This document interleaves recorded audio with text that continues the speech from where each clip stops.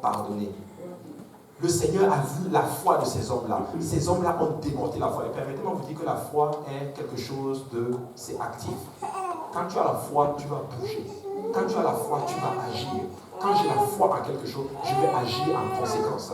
Si j'ai la foi, par exemple, qu'il y a le feu dans cette maison, laissez-moi vous dire que je serai peut-être même le premier à sortir d'ici. Amen. Mais si tu as la foi aussi à la parole du Seigneur, tu vas obéir à la parole du Seigneur. Tu vas obéir à ce que Dieu te demande de faire. La foi va te pousser à agir. La foi est quelque chose, c'est quelque chose d'actif. Ce n'est pas quelque chose de passif. On ne s'assoit pas et dire j'ai la foi. Non. Amen. La Bible dit justement que voyant leur foi, le Seigneur a automatiquement pardonné ses péchés. Le Seigneur ne l'a même pas guéri. Il a juste pardonné ses péchés. Et des fois, nous venons dans la maison du Seigneur, des fois, avec un problème.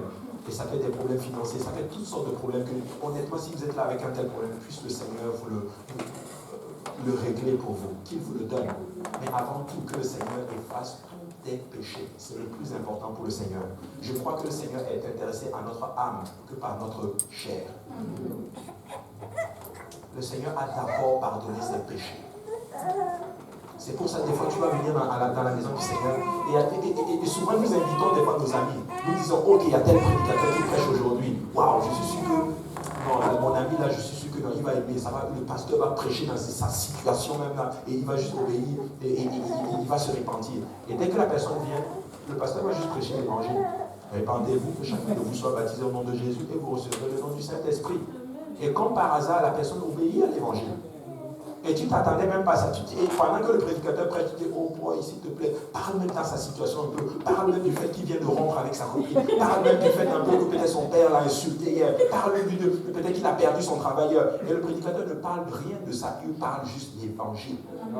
Écoutez, dans l'évangile, il y a tout. Dans l'évangile, il y a le salut, il y a la guérison, il y a la restauration.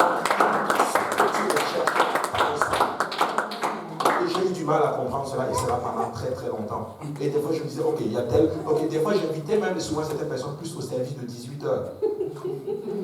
Je disais, non, peut-être à 13h ou peut-être à l'est un peu, il n'y a pas beaucoup de monde et tout là. Et je me suis vous dire que Dieu bouge partout. Dieu bouge partout. Au moment que le nom de Jésus est prêché, là il y a la puissance. Alléluia. Et moi je suis content.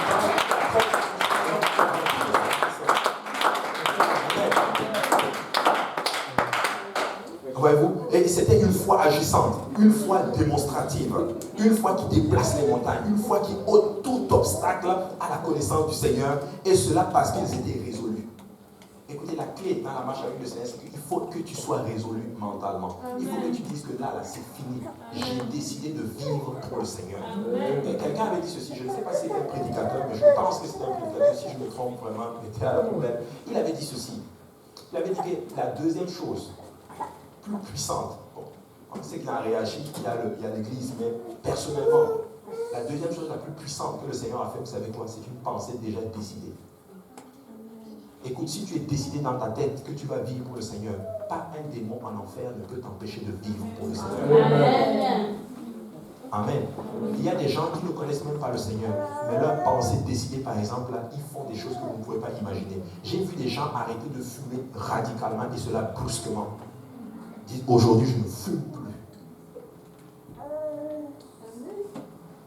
Écoutez, il y a un démoniaque qui était possédé par une légion de démons. Il voit Jésus-Christ. Ces légions de démons n'ont pas empêché de se lever et d'aller devant le Seigneur. Alléluia. Il faut être résolu. Je vais vivre pour le Seigneur. Je suis décidé à gagner des âmes pour le Seigneur. Voilà la vie à laquelle le Seigneur m'appelle. Voilà la vie à laquelle le Seigneur m'appelle. Il dit, la première chose que le Seigneur a accompli en voyant sa foi, c'était le pardon de ses péchés. Et laisse-moi te dire que le Seigneur est là aujourd'hui pour te restaurer et te laver de tes péchés. Il s'intéresse d'abord à notre âme. Et si je dirais à quelqu'un que si nous sommes chargés et fatigués aujourd'hui, ce que nous sommes peut-être actuellement, le Seigneur est là et il est le même hier et il est le même aujourd'hui et il est le même éternellement. Les scribes et les pharisiens se mirent à raisonner et à dire, qui est celui-ci qui profère des blasphèmes? Qui peut pardonner les péchés si ce n'est Dieu seul? Écoutez, ça frappe les gens. Les Juifs, mine de rien, ils avaient la connaissance. Mais ils étaient touché par les actions que le Seigneur faisait. Parce que étant dans la chair, il faisait exactement, il prenait les prérogatives de Dieu. Il était juste Dieu. Et les Juifs lui diront, en fait, on est juste en train là de te... ce n'est pas parce que tu as fait quelque chose de mauvais qu'on est en train de te persécuter. C'est parce que toi qui es homme, tu es en train de te faire Dieu. Mais il avait juste en l'envers. C'est que Dieu s'était fait homme. Amen. Il avait juste en l'envers. Écoutez, il devait être que Dieu pour dire à quelqu'un, écoute, tes péchés te sont pardonnés. Écoute, tes péchés te sont pardonnés. Jésus-Christ est le maître des temps et des circonstances. Jésus-Christ est le Jéhovah de l'Ancien Testament. Jésus-Christ est le Dieu tout-puissant qui s'est manifesté dans la chair. Il est le tout-puissant. Et nous ne devons pas oublier cela. C'est très très important. C'est tellement important que les Juifs, justement, les Juifs ont fait cela justement le point fondamental de leur foi. Il dit, écoute, ô Israël, l'Éternel, notre Dieu, est le seul éternel. Il n'y a pas une trinité de Dieu. Non, ça n'existe pas dans la parole du Seigneur, ni le concept d'ailleurs. Mais depuis Genèse jusqu'à Apocalypse, ça a toujours été un seul Dieu. Et le révérend Abraham, ça veut dire quelque chose. Il dit, j'ai lu de Genèse à Apocalypse plusieurs fois. Mais ça ne parle que de Jésus. J'ouvre, ça parle que de Jésus. J'ouvre, ça parle que de Jésus. Jésus est notre Dieu tout-puissant. Il dit, qui peut pardonner les péchés si ce n'est Dieu seul? Dieu seul peut pardonner tes péchés. Ceux qui l'écoutaient et qui connaissaient un peu les Écritures ont commencé justement à se poser des questions. Selon les écrits, seul Dieu peut pardonner les péchés de quelqu'un. Mais comment se fait-il que Jésus pardonne les péchés des gens? En fait, il est juste Dieu. C'est ça la seule conclusion. Il est juste Dieu. Jésus, connaissant leurs pensées, prit la parole et leur dit, quelle pensée avez-vous dans vos cœurs? Une des preuves qui montre encore sa divinité, c'est qu'il lisait même leurs pensées. Il savait ce qu'ils étaient en train de penser. Il leur dit, mais quelle pensée avez-vous? Il dit, lequel est plus aisé de dire, tes péchés te sont pardonnés, ou de dire, lève-toi et marche? En d'autres termes, je veux vous prouver ma divinité. Je veux vous prouver que je suis le Jéhovah. Je suis le Dieu que vous avez adoré dans l'ancien temps. Je veux vous prouver que c'est moi l'Éternel. Et vous savez quoi? J'ai écouté quelque chose récemment. En ce moment, j'écoute beaucoup vraiment. Et il disait que les Juifs, ils ont toujours donné des noms conformément à leur relation avec le Seigneur. Dans les temps de paix, ils ont appelé Dieu Shalom. Amen. Ils l'ont appelé Adonai.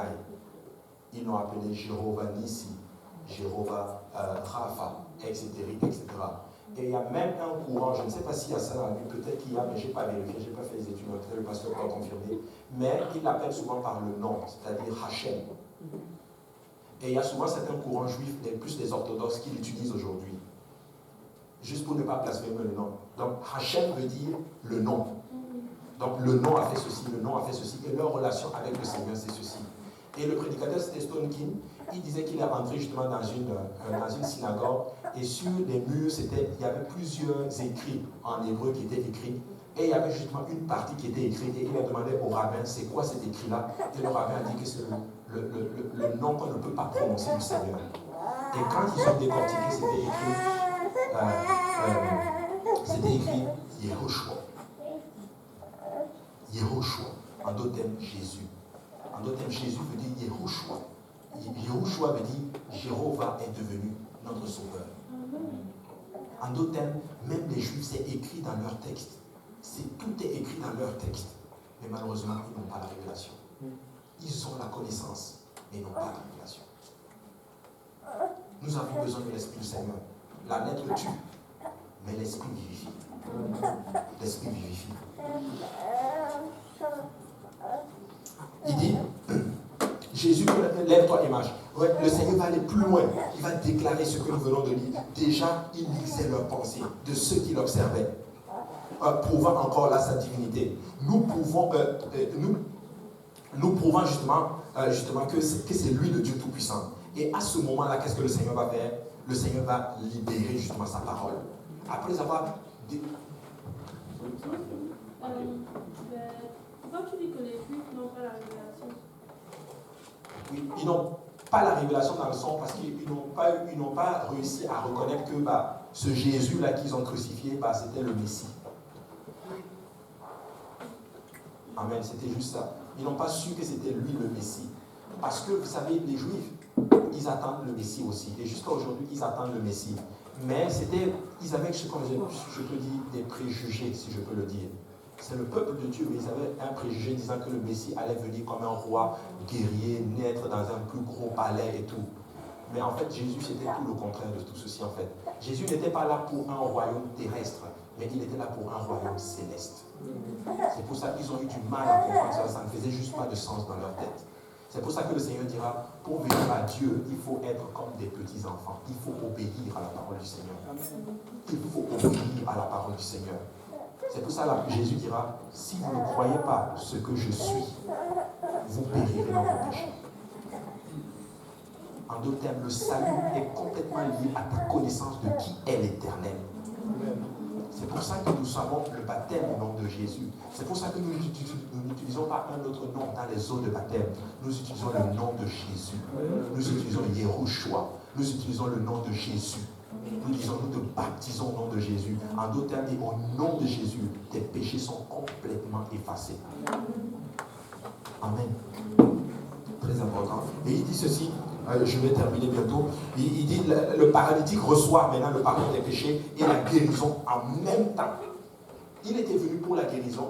Il n'était pas venu pour le pardon de ses péchés. Il était juste venu pourquoi? Parce qu'il avait entendu parler qu'il y avait quelqu'un qui faisait des miracles. Écoutez, j'ai deux suppositions ici.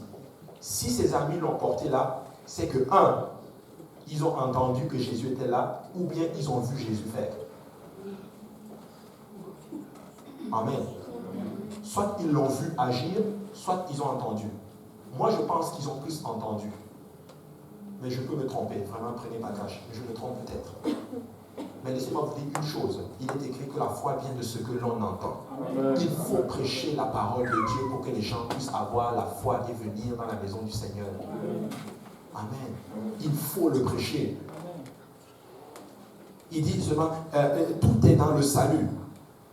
Or, afin que vous sachiez que le Fils de l'homme a sur la terre le pouvoir de pardonner les péchés, je te l'ordonne, dit-il au paralytique, lève-toi, prends ton lit et va dans ta maison. Il dit, écoutez, il n'a pas dit non, je suggère que tu te lèves. Non, il a ordonné, il dit, je te l'ordonne, lève-toi. C'est un ordre. Tu sais quoi? Ta situation est terminée. Pendant longtemps, tu étais paralytique. Pendant longtemps, tu étais couché. Pendant longtemps, tu étais dans une situation compliquée. Pendant longtemps, tu étais dans une situation que personne ne peut imaginer. Mais aujourd'hui, le Seigneur te l'ordonne. Lève-toi et marche. Écoute, lève-toi et marche. Abandonne la vie ancienne et lève-toi aujourd'hui et entre dans la volonté parfaite du Seigneur. Lève-toi et dis-toi qu'aujourd'hui, là, c'est terminé. Des fois, parle à ta situation. Écoute, situation, aujourd'hui, toi et moi, c'est le divorce. C'est terminé. Je entre dans une autre relation avec le Seigneur. Je grandis dans le Seigneur. Je deviens mature dans le Seigneur. Je deviens quelqu'un de nouveau dans le Seigneur. Il est écrit, si quelqu'un est en Christ, il est une nouvelle créature. Les choses anciennes sont passées et voici toutes choses sont devenues nouvelles. Pas une chose est devenue nouvelle, mais toutes choses sont devenues nouvelles. En d'autres termes, toute situation qu'il y avait dans ta vie là, ça devient juste nouveau. C'est un nouveau départ. Alléluia, c'est un nouveau départ. Et il dit ceci, je te l'ordonne, dit-il au paradis, lève-toi. Il dit, prends même ton lit. Et j'ai eu du mal, pas mal longtemps à le comprendre. Prends même la situation là qui te portait. C'est toi qui vas marcher sur ta situation. C'est toi qui vas soulever ta situation. Oui, pendant longtemps, j'ai marché dans des situations difficiles, mais aujourd'hui, c'est moi qui porte mon lit. Ce n'est plus le lit là qui me porte, mais toi, tu vas le porter au nom de Jésus. Et c'est l'ordre du Seigneur Jésus. Il dit, lève-toi. Il dit, lève-toi et marche. Écoute, c'est écrit dans les psaumes, ton Dieu ordonne que tu sois puissant.